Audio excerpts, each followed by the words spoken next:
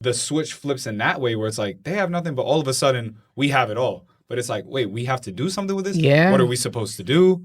And they're like, we don't have the answers. We Yeah. we need you to figure it out. And that's the real pressure is that you're trying to find your purpose. Mm-hmm. Like you can get the grades and stuff. Sure. And then what? And then what? Yep. And then what do you do with your emotions and your mental health? They're Yeah. like, well, I really can't help you with that. Yeah. Because And then, they say stuff like, when I was in school, I had to walk 16 miles. I should be depressed. So even in that, it's like that pressure also of I'm feeling all of these ways, but let me just keep that to myself for right now because they have a lot going on already. What I'm saying they can't relate to, what they're saying I can't relate to. We all down bad. So let me figure it out. Burdens. Exactly. We're carrying these burdens that they carried their own burdens that we can't understand, but the burdens that we carry are they're so existential. It's like we got to find what our meaning is in life and all that stuff. They were just kind of surviving. Yeah. And we don't have to do that. That's the privilege. But at Yeah. the same time, it's like, we got to grow I up also pretty can't quick. come back with nothing. I Right. can't come home with just, all right, y'all, I'm home. Or just be like, I'm going to be a painter or Yeah. something like that. No, absolutely not. Not after 4 years of that. No, absolutely You gotta not. bring that investment back. Yeah, absolutely. Absolutely. That's a lot of pressure. Who did you lean on while you were in college? For me, it was community, right? So I felt like I had supportive friends who understood enough. If they didn't understand fully, they understood enough. I knew in any kind of situation, I could come to them. I could come to them, even though I felt like for a long time, because I'm Haitian and we have a lot of pride. Haiti is one country that has the most amount of pride, Go and it is just somehow just Y'all defeated Napoleon 4 yeah, times. yeah, yeah. Liberated from Yes. the greatest empire. But the pride is well deserved. But sometimes it can set us back just a tad. Like pride often can. Yeah, just a tad.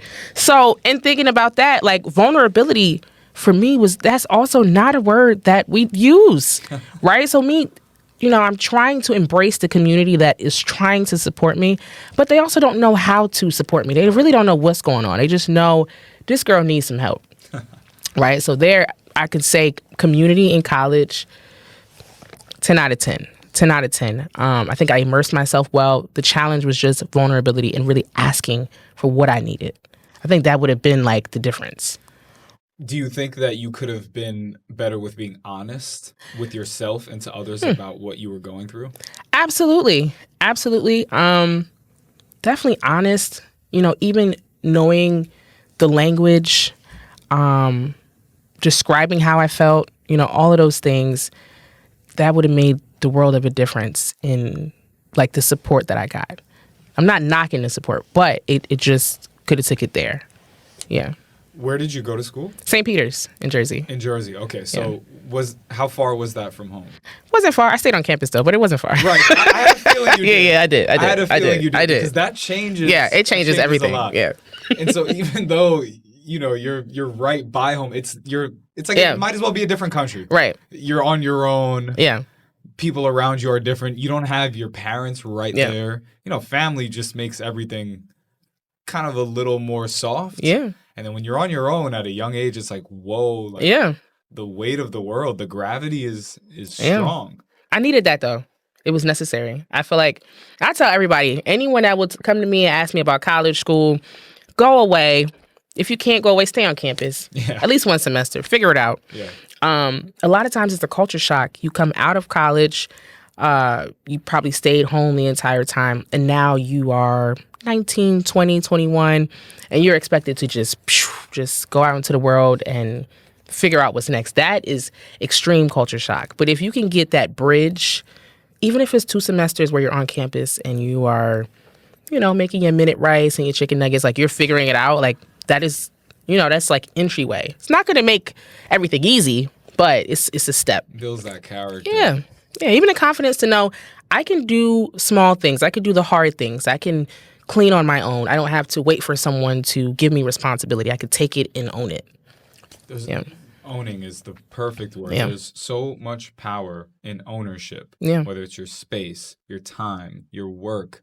And I think that's something that we see people struggling with, especially some younger people. They don't have the ability, especially like college age, Yeah. to take ownership of their stuff, and they feel a little bit lost.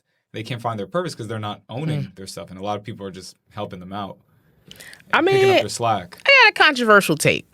Okay. I'm not a parent, so don't burn me at the stake. But I think parenting has shifted, right? So that level of ownership you're talking about, someone has to give that to you, right? Someone has to say, take that and own it. Right. We can't both own it at the same time. You see what I'm saying? So I think, and this is something that I have been talking with my clients, my clients that are parents. There's a level of natural consequence you have to allow people to experience. I think this new generation, Generation Alpha, I don't know what letter are we at? Gen Z and Gen Alpha all Yeah, together. we're at some letter. But that generation specifically, there's a level of coddling, less or fewer expectations, and not enough like given ownership, given responsibility. Yeah. So now we're left with young adults, 18, 19, 20, who aren't really providing much to society. They're just there, right? They're there knowing that someone else is going to step in and save, figure out, bail out, rescue in any situation. That's a recipe for disaster. Combine that with a short attention span. Yeah. Plus skills that haven't been developed. Everything being expensive, not enough jobs. Oof, that too. That is a recipe for disaster. That's a great point, because it's not like there's jobs right now. So these kids aren't just coming out of college incompetent and getting jobs. Yeah, They're not getting jobs at all. Incompetent without a job, recipe for disaster. Crazy. So now you're left with what? You could commit crime. You could figure out something else, entrepreneurship. But a lot of times it is just the figuring out something else that takes a while. That's that failure to launch. So now we are, 25, approaching 30. What are we doing? You know what's so crazy? That you said crime, and I thought of that too. I'm like, what do young people do? Like, especially young boys do when there's no option. Inner cities, it's crime. Mm-hmm. And I mean, all types of crime. Now there's like the scamming online crime and stuff like that. Even that, crime in general has gone down a lot. So I'm like, damn, they're not even doing that.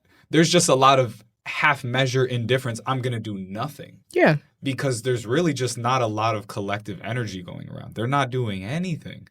And dare I say, pick up y'all slack and start committing some crimes. Like, I'm not going to say that, but it's like, I mean, they're not doing the crimes that, like people aren't robbing anymore. It's like they used to. They're not carjacking. But now it's like, there's a level of harassment now. Like we have social media. Someone would just walk up to you and do whatever on camera. And, there are real petty, just juvenile types of crime. Right. I get it because I was young. I'm young and stupid. But what happens next? What do you do next? After that, what happens?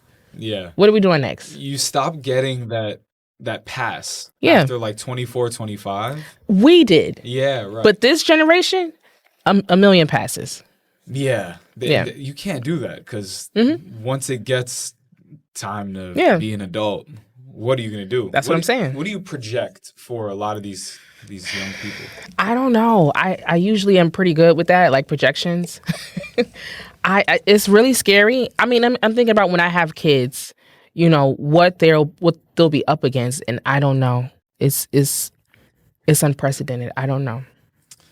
I often think that with AI and like tech that's going to become more advanced, that a lot of people are just going to kind of metaphorically plug in, just take it. I don't need to critically think. Is that not scary? It's really daunting, but I anticipate that. And I think there's also going to be a small cohort of young people who want to do better and want to follow leaders and become leaders themselves.